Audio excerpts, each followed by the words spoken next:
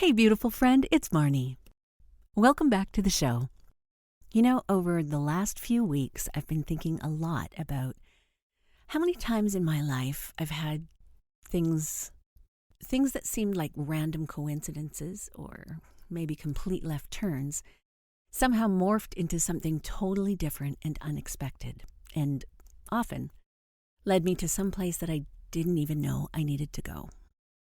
Like the time when I was in college, taking advertising, when my whole life all I really ever wanted to be was a singer, but I loved advertising too.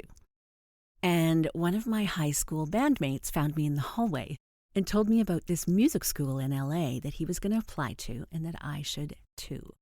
So I ended up singing into a Ghetto Blaster a cappella, recording a cassette tape audition that I was going to send in the mail.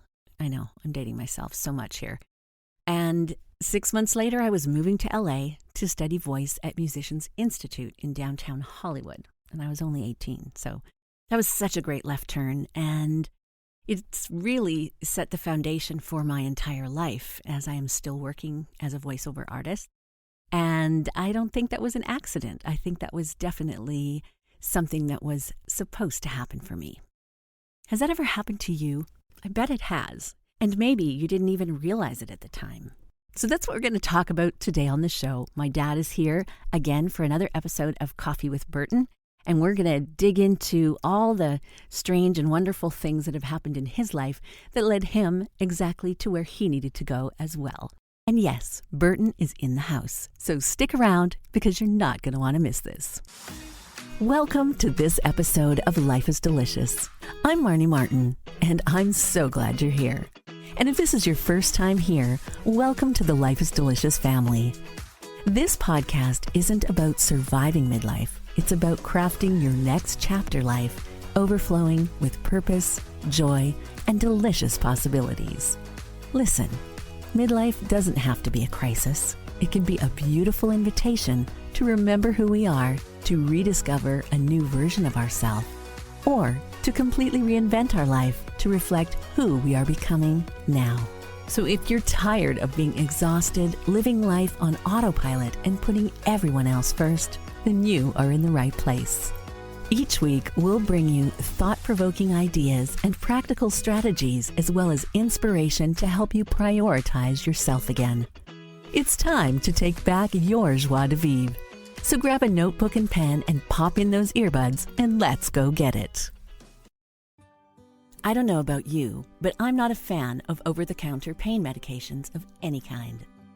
But at this stage of life, almost everyone I know is living with some sort of chronic pain, inflammation, joint distress, or injury, not to mention the crazy symptoms that come along with menopause. The Freedom Super Patch is designed to help provide relief from minor aches and pains. It's safe, all-natural, non-invasive, and 100% drug-free, with no ingredients or side effects. Super Patch uses vibro-tactile technology to stimulate the skin's neural response through a unique pattern similar to a QR code that sends signals to the brain and your nervous system to generate less discomfort and stimulate better movement. You can get 25% off your first order at lifeisdelicious.superpatch.com. Give yourself the gift of drug-free pain relief with the Freedom Super Patch. That's lifeisdelicious.superpatch.com for a 25% discount. Hey, Dad, welcome back to the show. You know what? This is our third Coffee with Burton, and I think it's so fun that you get to come on and do this with me. I love it. Yeah, me too. I'm always anxious to participate in your program because it's always fun. Aw, that's great. So, hey, this week I've been really thinking a lot about just all the different times in my life that I was doing, something, and then an opportunity showed up, and it didn't seem to make sense at the time, but I ended up saying yes and taking the opportunity on, and that it would always, more often than not, lead me to some place that I didn't even know I needed to go. And it's just kind of been this recurring theme that's come up, so I thought it'd be really fun to talk about it with you because I know you've had some awesome serendipitous moments in your life as well. So is there anything particular that comes to mind, like from when you were a young man where, maybe you got led on a path that you didn't know you were supposed to be on, but it turned out to be exactly right? Well, Maybe not exactly right, but well, yes, actually, there were several times. In fact, most of my life, that's how things went. But um, it's interesting because you don't always see the whole picture. And when you're on a path of some kind and you're either doing it or struggling with it, and then all of a sudden something happens and you go, oh, why didn't I know that before? So now you start to make it work, and it leads over here, and one thing leads to another, and all of a sudden you're doing something else that's might be super awesome, but weren't planning on that. You know what I mean? oh, 100%.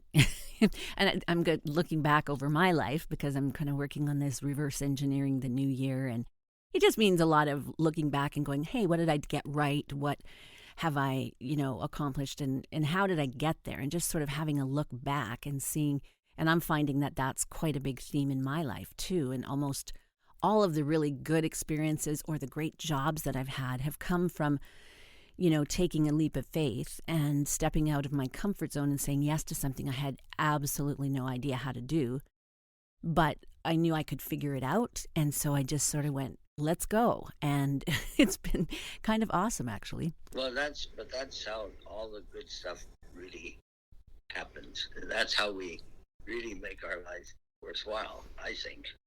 Because most of the stuff that I have done over my lifetime, in many cases, aren't what I necessarily planned to do.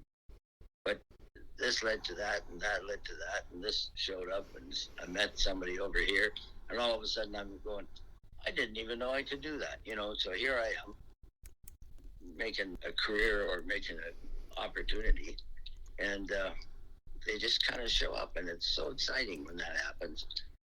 I think it's exciting because, of course, I've never been the kind of person that needs structured paychecks and things like that. The apple didn't fall too far from the tree, Dad. Well, I've always just gone with the flow and try things. And hey, some things didn't work. So then you'd have to back up a few spaces and try it again. And all of a sudden you go, there, that's better, and away it goes. So yeah. There's been quite a few opportunities like that. Can you think of a specific example? Like in my mind, thinking back on your career, like in the sign, but I mean, you've done a lot of other things besides just the sign business. So like anything in your early days of career, like maybe a job that you took that you went, well, I didn't think that was really for me, or I met somebody that offered me an opportunity. Like, is there anything that sticks out in your mind? Well, most of the time, I didn't really, well, I think like most people, you come out of high school or you decide to get into the workforce, and some people are fortunate because they have studied on a topic and they know they've learned it well and they know exactly what they're going to do and they just do it. And there's no problem with that. But then there's some of us creative guys that have no idea what we're going to do. So we have a look around and we look at other things and look here and look there. And all of a sudden something will just fall out of the sky. And I go, well, I didn't even know that was an opportunity. And so you try it and away you go, and it sometimes ends up being a really great opportunity. Yeah, and I think what's interesting too, because I know you and I have both worn a lot of hats in our lives and had a lot of different careers. But I find that sometimes, even if you don't enjoy the experience of a specific job that maybe you're working on, you learn a skill set from that you take with you into the next place. And so sometimes it's not about that being your lifelong journey. It's about you needed to go there to learn that so that the next place you go, you've got that skill in your pocket, Absolutely, and that's really the truth. That's exactly how it works. So for you, like, let's start back, because I think, you got into the life insurance business, and I know you were doing that for quite a long time. And, well, one of the big serendipitous things that came from that was you meeting my mom. One of my early jobs was I was working in a department store in Edmonton, and it was I forgot in about the the, department store. it was in the ladies' wear business actually, and I must say I really enjoyed that. I was good at it, and but for whatever reason I needed to make a change, and one of the other ladies' wear stores had an opening or looking for somebody to help them out, and I came in kind of like more or less like a manager, but they would send me over to the hotel and meet up with the guys that were selling the wholesaling the clothing, and so I was buying clothing. Believe it or not, I was buying dresses and hats and things for women from the salespeople, and I was doing that for the store. Wow, so merchandising basically. What was going to be in the store for that season? Yeah, exactly. And at one point, a fellow, I was just a referral for a life insurance plan, and the fellow came over. We had a chat, and he said, "Why don't you get into business?" and so on and so on. And I thought, well, I can always go have a chat with the manager. It'll do no harm. So I did, and and next week I was in the insurance business. So he saw some skill in you, obviously saw something in you that he thought he would like to have in his business. Yeah. But I was going to say that you rarely know exactly what it is you're getting into or looking for. And if you keep an open mind, it's amazing what shows up in life. Anyway, so I ended up doing the insurance thing for a little while. But I realized I did not want to do that on a long-term basis. So when I met your mom on a blind date, actually, and we were getting together to play cards with some other people, and one thing led to another, and all of a sudden we were getting married, and now I got a problem because I don't have a job, right? Right. Well, let's back that up, because the reason you actually met Mom is because you were working with Bob at the insurance place, and Bob was married to Mom's sister. Yeah, exactly. So that was a cool, serendipitous moment where you went out on this date, and it just turned out to be, a lifelong 60-year marriage. Yeah, that's the truth. Anyway, then we got married, and one day I was sitting in a restaurant by myself, having a cup of coffee, in a thinking mode, right? Yep. So I'm sitting there thinking about what am I going to do now, because I have to come up with some sort of thing, because I'm married now. My wife's expecting, and et cetera, et cetera. And I saw a fellow hand painting a sign, lettering it on the door of the restaurant. And I watched him the whole afternoon, and I said, I think I could do that. And it looks like it would be something just great for me. So anyway, I followed it up and ended up going and registering at Northern Alberta School of Technology, where they were just starting up a commercial sign writing course. And that's how I got started. Never looked back after that. That's true. I went to work for a sign shop. And in those days, we were getting paid $1 an hour. Can you imagine? Wow. But that was kind of the going minimum wage, $1 an hour. So anyhow, that meant I was working for the sign shop, lettering signs and doing what needed to be done. And at the end of the week, I'd get $40. Well, this wasn't going to work because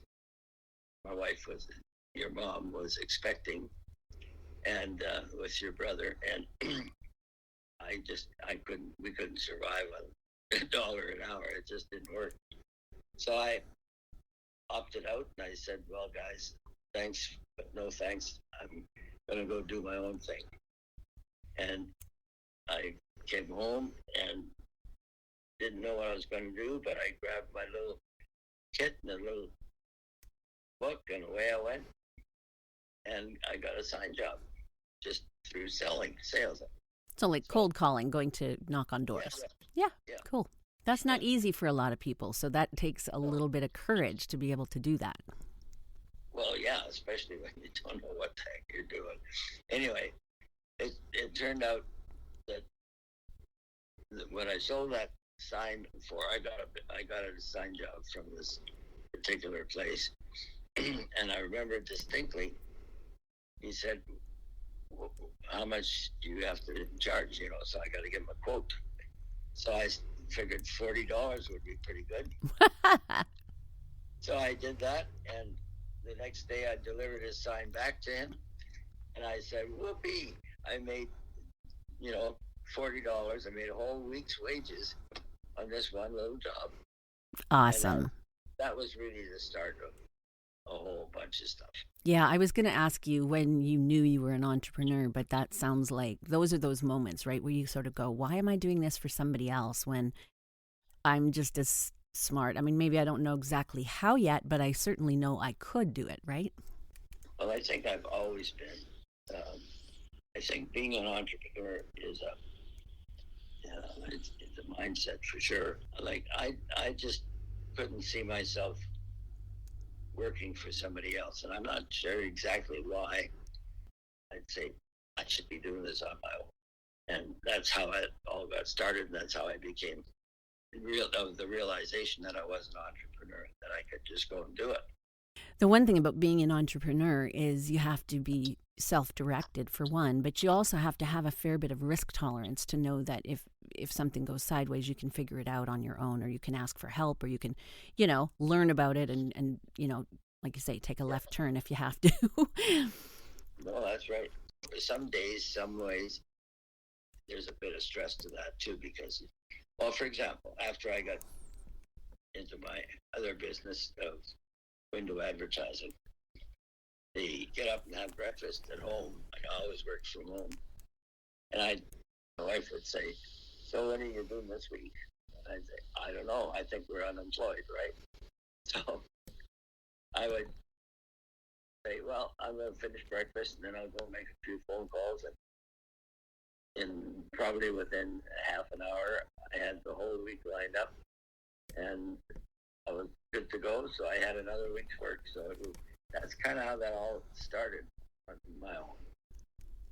I honestly never worried about income or where my next paycheck was going to come from, because I knew I could always make a phone call, get out, or hop in my car and go and see somebody.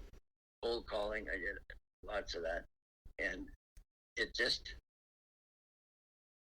when you think like that as an entrepreneur, the jobs are there, the work is there, and you just got to go get it. It's kind of like working in your garden. You go out, the plants have all got produce on them.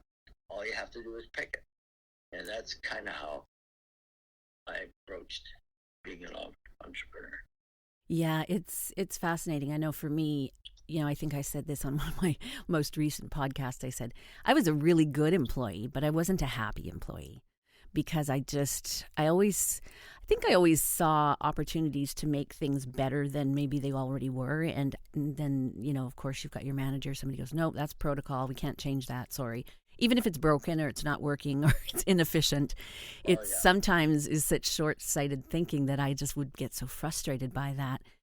And I'm like, but there's a better way. And, but when you're not the boss, you don't get to choose. So I think that's probably where I had a few of those experiences in my life, and then decided that, I wanted to be the one to call the shots in my life. So you, as long as, you've been doing that even when you were a little girl, just to make your own path.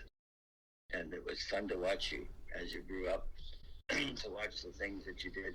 You never believed there was no such thing as this might not work, or I don't know how to do that. I mean, never even crossed your lips. You just made a decision to do something, and you go and do it, regardless of what it took to make it happen.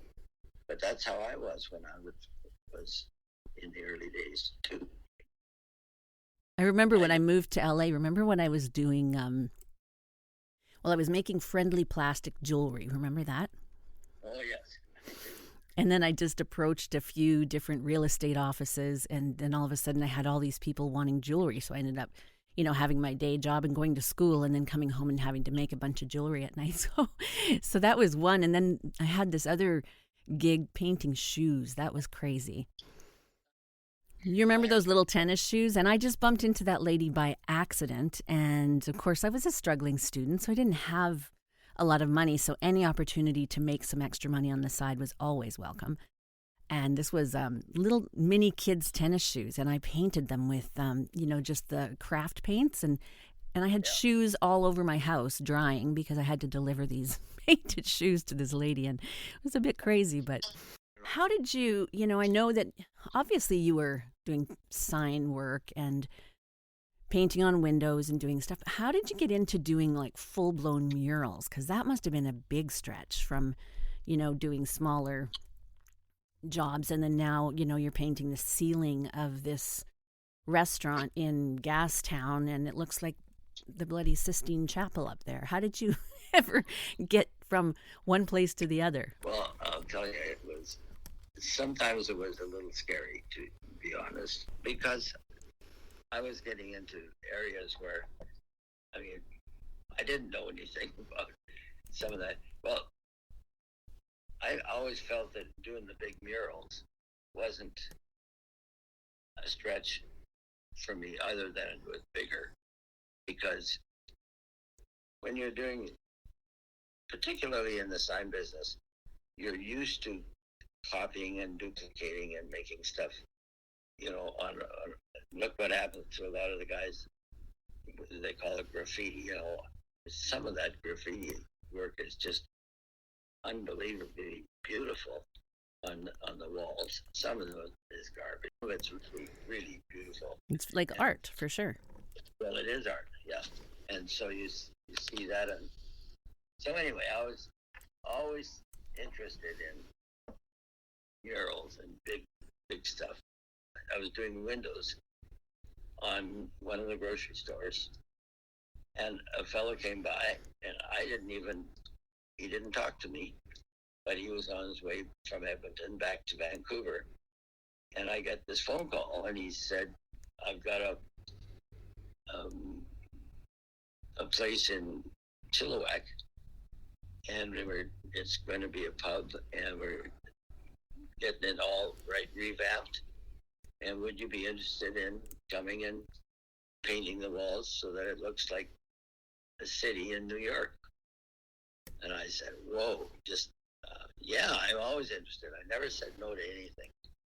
And so we went, your mom and I took a drive, and we went to Chilliwack, had a look at that, and I gave him a price, and he said, absolutely, it's good. And so I spent a week there and painting everywhere. And I painted New York skyline and all kinds of stuff, King Kong, and the gal and the whole bit. That was just really fun, and I got paid big bucks for it too. So because not everybody is willing to take the chance, and not everybody is willing to put their ego at risk in case it didn't work. But there was no such thing as it didn't work, because you could always fix it, do it over, make it better, And anyhow, once I finished that, and it went over really big, this guy had another friend, and they had bought this restaurant in Gastown. So lo and behold, I ended up going to have a look at that thing, and there was a big, it was a large ceiling that was painted all black, and whatever it wasn't painted, it was dirty, it was terrible, because it had been place, and people smoked everywhere. So it was pretty grungy.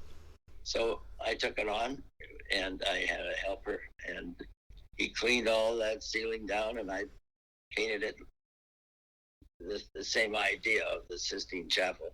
I didn't copy the artwork, but it was about the name of the restaurant was La Bella Rosa, and so I drew all different kinds of roses around in an oval around the room, the ceiling, and of course the people were, I drew people that were holding a rose, handing to a lady, and like that, and he'd be handing her this kind of a rose, and somebody else would have a white rose, and this would be a red rose, and then I took that and put it together in a, like it could have been a publication, just a little booklet, and as to what each color of the rose meant, and Right. so that there was a folklore about it.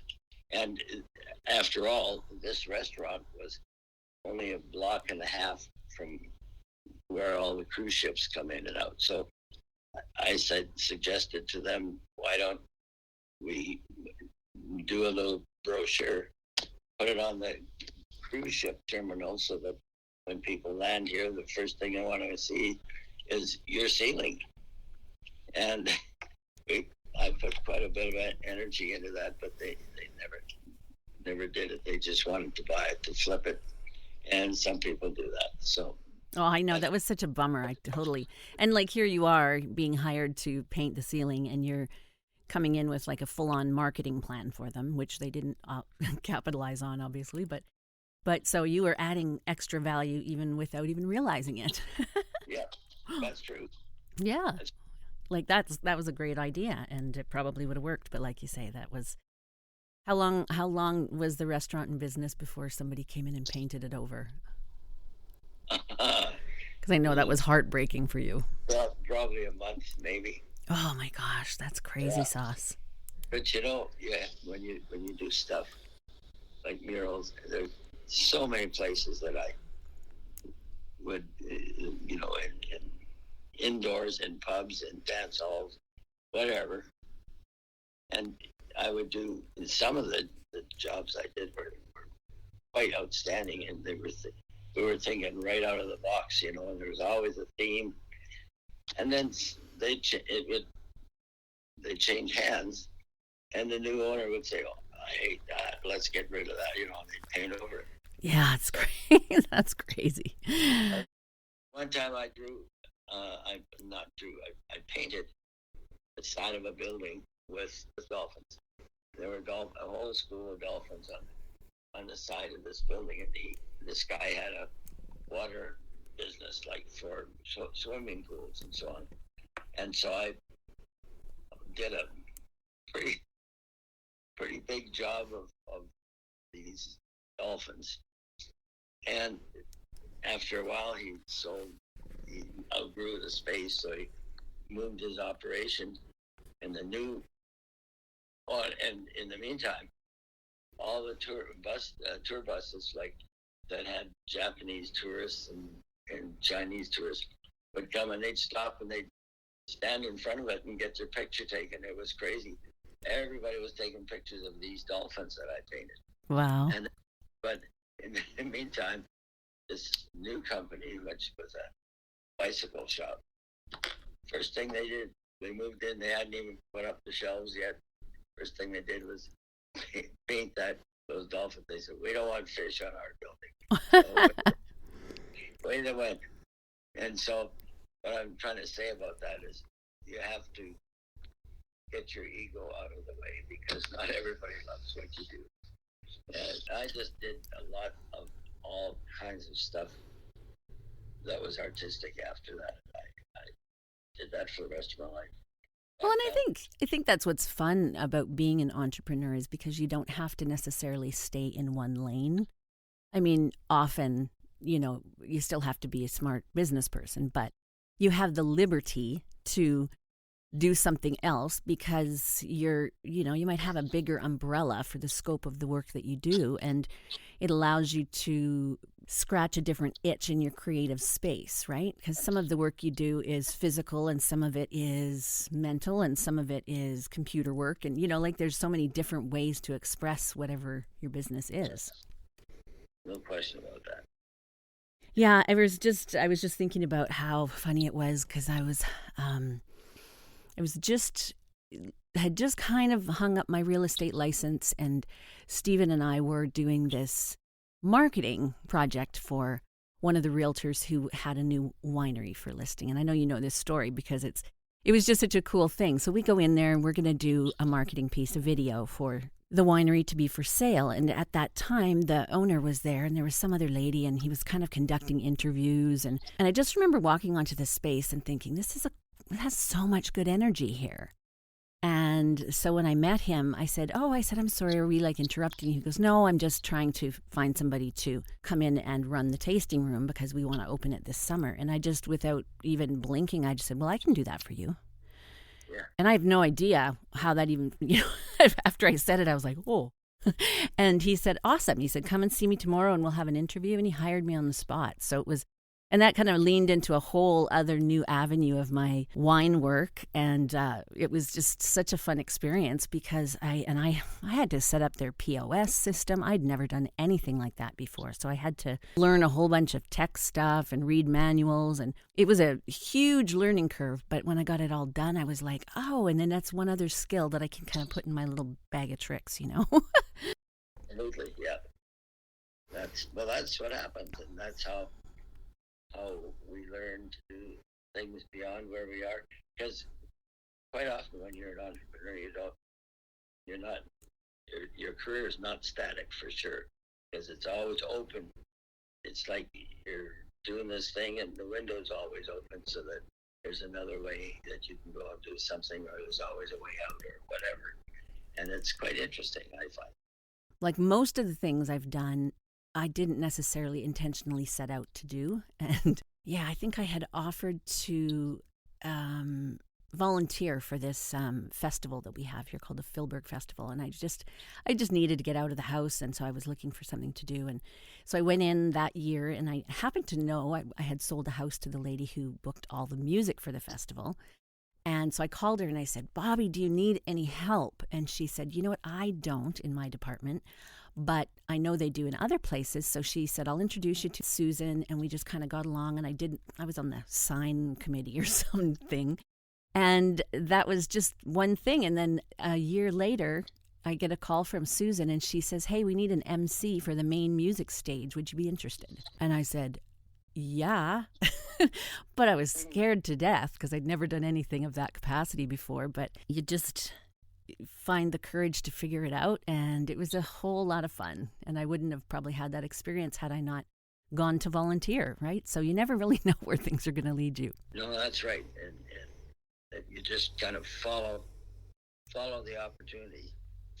And it leads you to some wonderfully exciting places.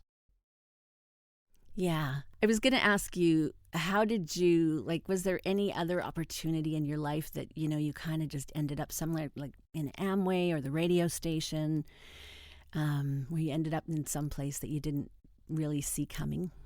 Well, yeah, actually. I was doing window advertising at that time.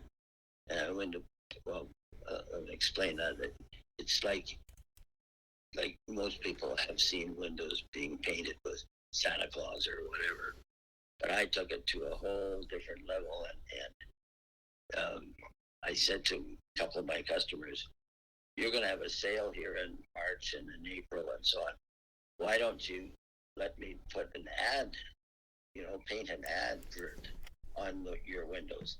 Because you leave the light on at night, you have a backlit sign.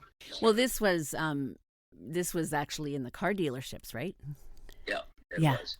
Which was brilliant, really. And so you weren't just a window painter at that point. You had an entire advertising business. Absolutely. That's what I was trying to build, and that's how it turned out.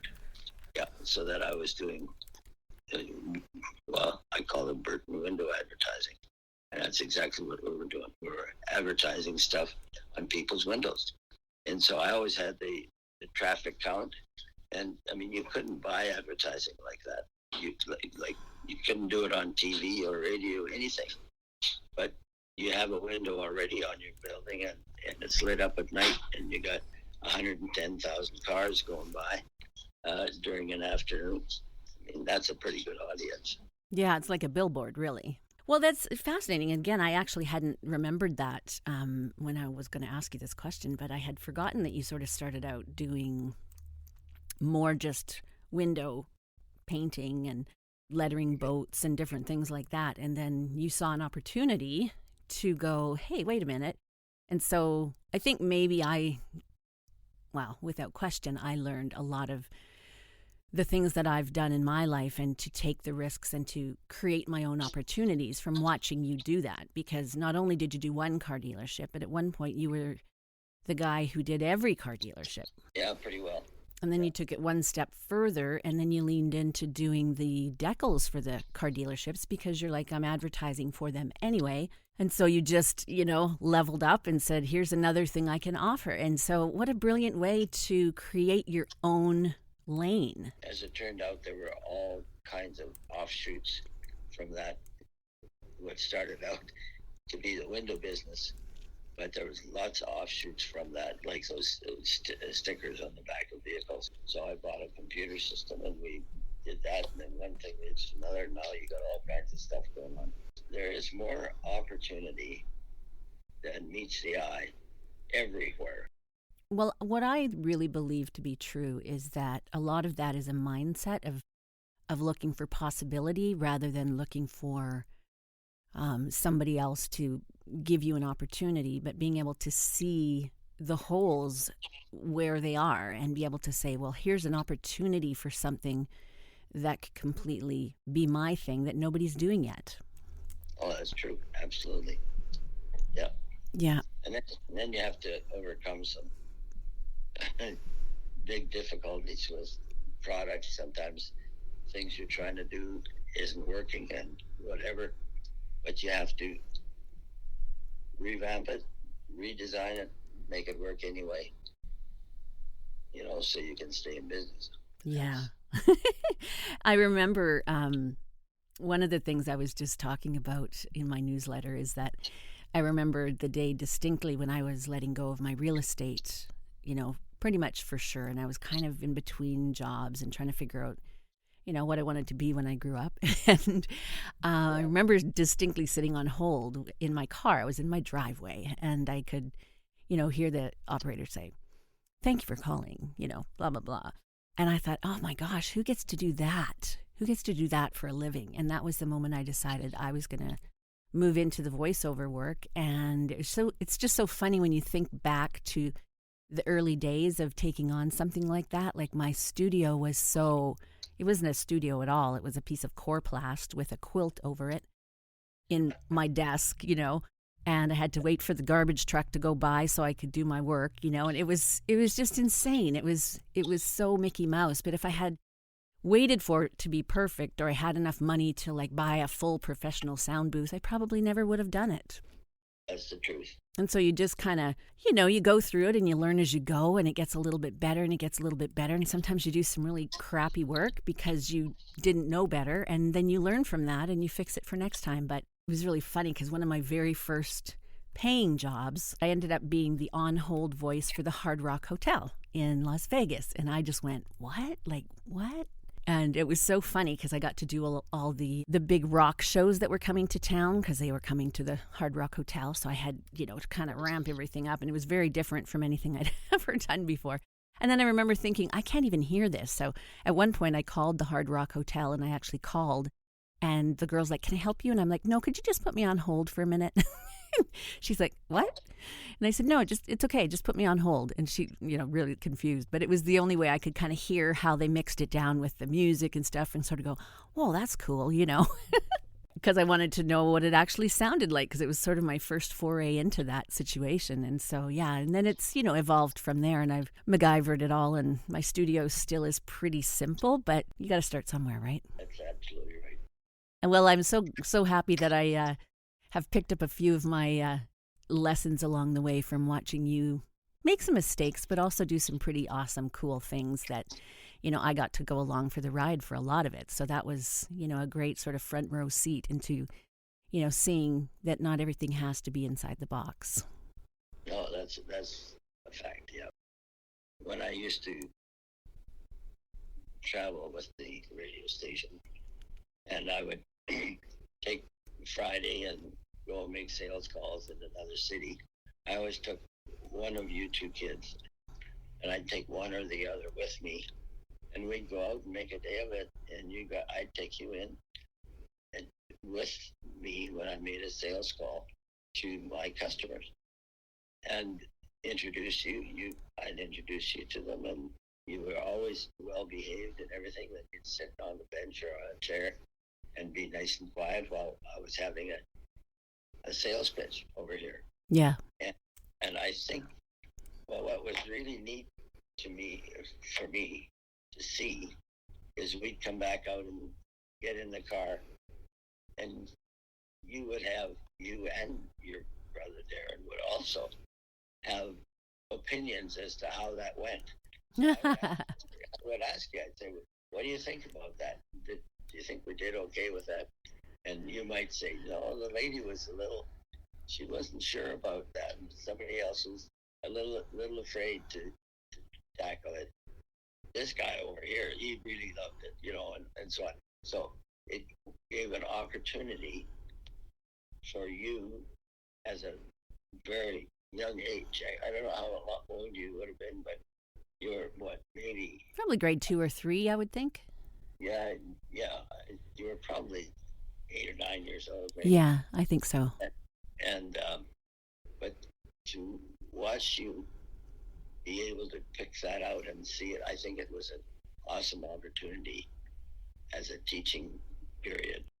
I agree 100% because, and I've said this lots of times, that it's not that school isn't important. It's that, having those moments, and as a parent being able to say, this bit of life experience is way more valuable from a practical space of maturing and growing up and learning how to be a good human in the world, rather than just, being textbook smart, So those experiences, I felt, really enriched my life. And I mean, Darren and I were really along the ride for most of it. Like, we would go and spend hours with you in the car dealerships, and we'd wash your brushes and bring water and, and just hang out. And we got to kind of see the whole process unfold. And that was really cool, actually. And I'm sure by osmosis, there was a lot of learning moments that we didn't really even realize were learning moments at the time. But yeah, I think it totally shaped, how I see things and how I relate to people. I don't think there's any question about that. That was probably the start of you being able to, it was an opportunity to show you how real life is. And I think that's really neat for a young person. You don't learn that in school. Right. And you taught us to shake hands with people at an early age. And so, that was something I had, learned early on. So when I was in real estate and different things, I had not really much, trouble approaching people and feeling confident that I could have an intelligent conversation with people. So that's why you're so awesome today, Mark. Well, there you go. Thanks, Dad. Well, you should take at least a little bit of credit. We could talk for hours for sure, but thank you again for coming out and just, it's so fun to be able to have this little segment called Coffee with Burton, because it's just a really cool way for us to be able to let people into our life a little bit. Always fun talking to you, Dad. Love you lots and love your show. It's very exciting. Yeah. Thank you for having me on. I hope you loved today's episode. I hope it inspired you or motivated you in some way to keep going and create your very best life. If you did, would you stop and take 5 minutes to leave me a review on Apple Podcasts? It's the best way for me to know that you're enjoying the show, and it helps other listeners find us as well. And while you're at it, head over to lifeisdelicious.ca and sign up for email updates so you'll get notified every time a new episode drops. And I'll send you a free copy of my ebook, The Midlife Manifesto, inspiring strategies for mastering the 8 most important areas of your life. Sign up today at lifeisdelicious.ca. And if no one has told you today, there's not one person on this planet that is exactly like you.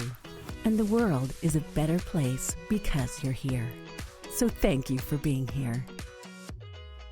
I'll be back next week, and I hope you'll join me right here on Life is Delicious.